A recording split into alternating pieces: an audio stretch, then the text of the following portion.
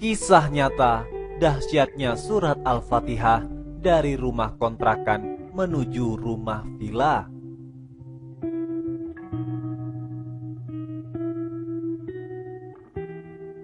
Kisah nyata ini dialami oleh Pak Gonim yang di-PHK dari pekerjaannya. Pak Gonim bersama keluarganya disuruh segera angkat kaki dari rumah kontrakan. Tentu saja ini merupakan kenyataan yang sangat pahit yang pernah ia alami. Tidak ada lagi proses diplomasi, negosiasi, atau musyawarah. Semua buntu. Dan jalan satu-satunya adalah segera angkat koper dari kontrakan. Sebab Pak Siregar pemilik kontrakan harus segera menyerahkan rumah yang ditempati Pak Gonim itu kepada pihak bank sebagai konsekuensi dari ketidakmampuannya membayar hutang. Kabarnya, proses penyitaan rumah akan dilakukan esok harinya sekitar pukul 9 pagi. Pak Gonim tidak bisa berbuat apa-apa dengan kenyataan yang tengah dihadapinya. Apalagi Pak Siregar juga tengah dililit kesusahan.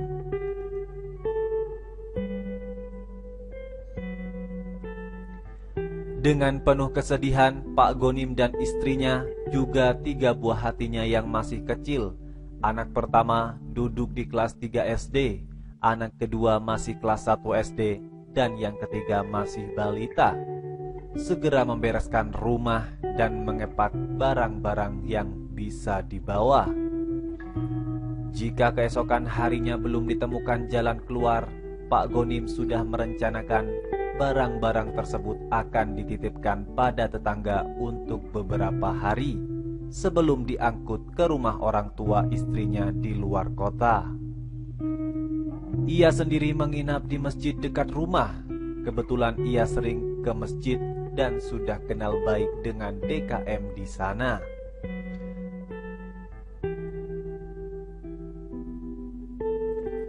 Malam harinya, Pak Gonim tidak jadi berangkat ke masjid karena melihat sang istri tidak henti-hentinya menangis. Sangat wajar karena kejadian itu di luar dugaan. Melihat istrinya yang sangat sedih, Pak Gonim mengajaknya sholat berjamaah Isya di tengah rumah kontrakan. Bagi Pak Gonim dan istrinya, salat kali ini terasa begitu khusyuk.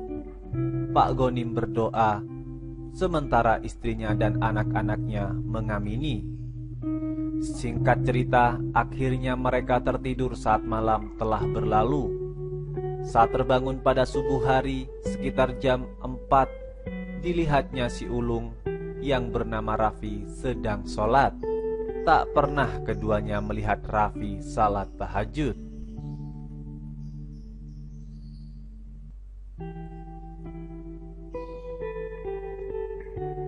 Mereka kaget sekaligus kagum saat Raffi berdoa.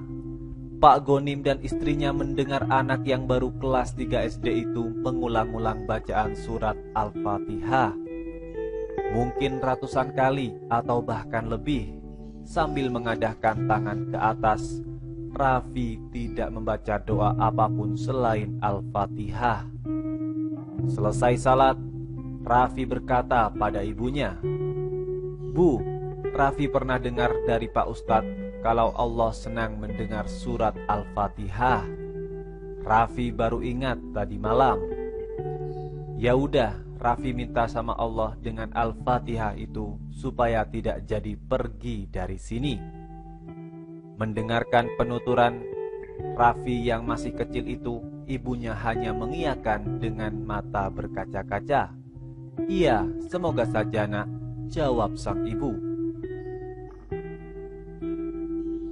Tak disangka, selepas sholat subuh, ponsel jadul milik Pak Gonim berdering.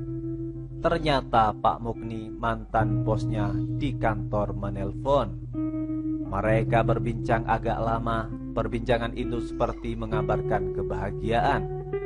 Itu terlihat dari perubahan air mata Pak Gonim yang tadinya kuyup menjadi cerah kembali, penuh cahaya kebahagiaan. Setelah lama bincang-bincang dengan Pak Mugeni, Pak Gonim segera menghampiri istri dan anak-anaknya. Ia pun merangkul Raffi dengan mata berkaca-kaca.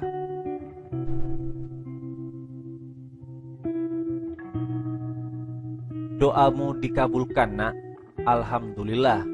Hari ini kita jadi pindah dari sini. Tapi pindahnya ke rumah yang lebih bagus dari rumah ini, kata Pak Gonim. Mantan bosnya yang bernama Pak Mugni itu menawarkan pekerjaan baru, yaitu mengurus salah satu villa miliknya yang baru direnovasi. Terbilang mewah luas dan letaknya sangat strategis. Ketika Pak Gonim mengungkapkan kondisi yang tengah dialaminya, mantan bosnya itu langsung menyuruhnya untuk segera pindah. Sungguh sangat ajaib, sungguh maha besar Allah dengan segala firman-Nya. Allah menolong Pak Gonim dan keluarganya lewat perantara surat Al-Fatihah. Surat Al-Fatihah adalah surat pembuka dari 114 surat yang terdapat di dalam Al-Quran. Surat ini termasuk surat Makkiyah karena diturunkan di Makkah saat Nabi Muhammad SAW belum hijrah ke Madinah.